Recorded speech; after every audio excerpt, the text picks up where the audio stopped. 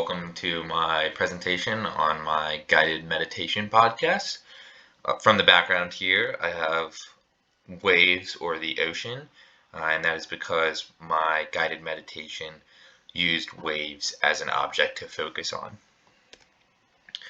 So before we get started, I just want to go over a quick table of contents of what this presentation will entail. I'll begin with the concept before moving into my formal argument for that, and then play a short sample of the meditation before talking about what worked and improvements that could be made in the future. So beginning with my concept, I knew I wanted to do a focused attention meditation for a couple different reasons, but primarily in the beginning of this course, I utilized more of a focused attention style or practice for my meditations, and I thought that was a very good introduction to meditation.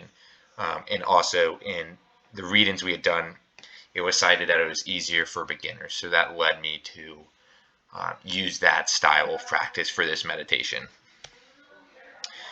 And then waves as the object, I kind of drew this from class when we had used a candle flame as a centerpiece of an object to focus on. And I thought of waves because growing up over the summer, me and all my cousins would go to the beach with my aunts and uncles and everyone, and it's very happy memories. And the beach is kind of my happy place. And one thing that stuck out to me, I guess, is just the ocean. And I thought that waves are sort of this constant motion of just coming in and crashing. And I thought that perhaps the practitioner could, align them with their breaths, maybe if they wanted to. So for my argument, as I said, it's focused attention with waves as an object.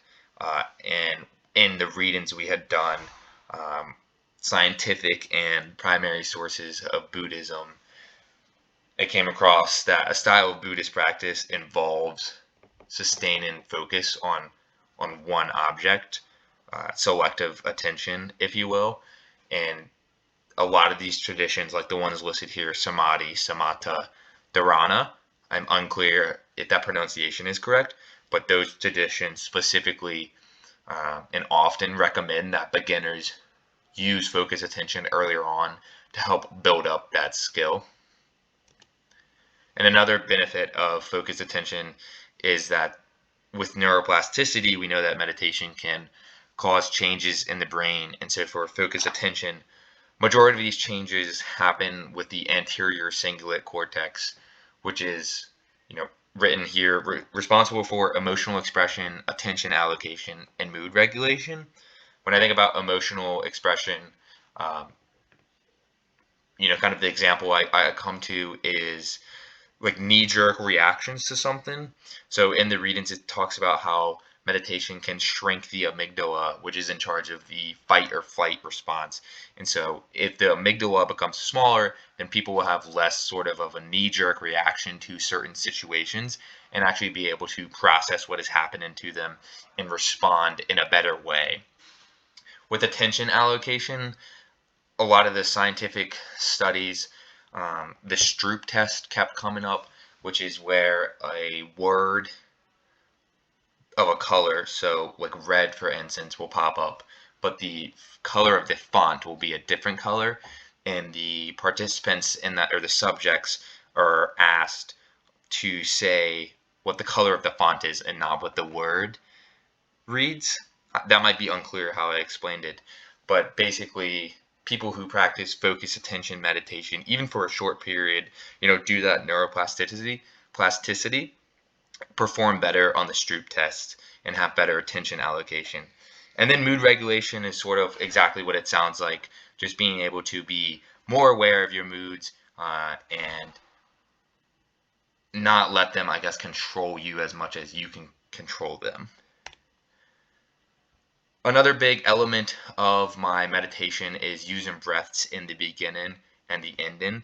And my main My main point with this is to try to bring the practitioner to the present, bring their attention to their body, to the here and now, if you were. And this was talked about in Kabat-Zinn's Wherever You Go, There You Are. He spoke a decent bit about using the practice of breathing to bring your attention to the present moment. So I wanted to kind of instill that in my guided meditation in the beginning and the end. And lastly, just going back to the breaths, it's often emphasized a lot in Buddhist practice. And you can see here my sources, primarily the Lutz and Holtzel articles for these. All right, I'm going to play a quick sample.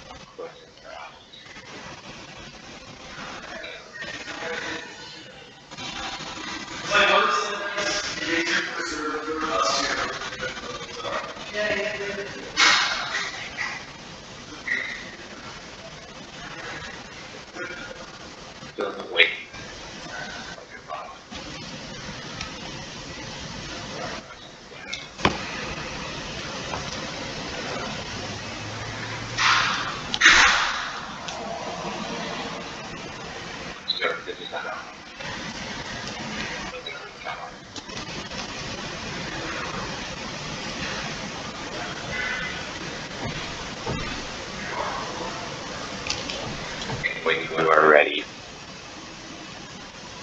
imagine waiting.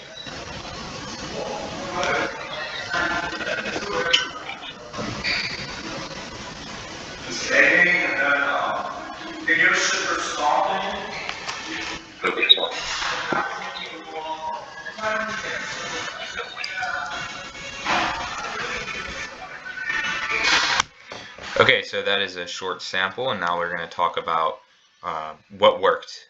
So in the feedback I received, they included that the visualization of the ocean waves was helpful. It gave something to focus on, and the ocean specifically, is a very large body of water. It's big and massive.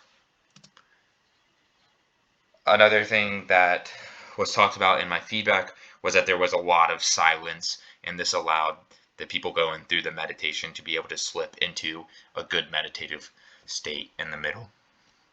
And lastly, starting and ending with several breaths seemed to have worked perfectly how I wanted it to, which is allowing the person going through the meditation to focus their attention on the present and on their body. So moving on to what can be improved in the future. First and foremost, the audio quality. I believe it was the AC was kind of a slight tone in the background the entire time. So perhaps using better audio equipment or trying to fix that. And another caveat with this is potentially using, background noise or a soundtrack of the ocean could help with the visualization and the focus. The cues after a long silence. So after, in that middle portion when I wanted to give them a lot of silence to slip into a meditative state, coming out of that, perhaps I could use a fade-in audio effect or just try to lower my voice and talk a little bit quieter like this. And perhaps that would help kind of ease that transition. And then lastly, just introducing that the meditation is going to use waves and the visualization of that as a key piece of it before jumping into it, because I don't really mention it, and I have them, get used to the environment, take some breaths, and then close their eyes, and then I tell them or instruct them to visualize some waves. So that might be a bit of a hard transition to perform. That wraps up my presentation, though. I just wanted to take a moment to say thank you for this class, for this semester. I've really enjoyed it. This project specifically, being able to apply what we talked about in class and what we have read about and get some creative liberty with it as well. It's certainly been one of my more enjoyable classes throughout college.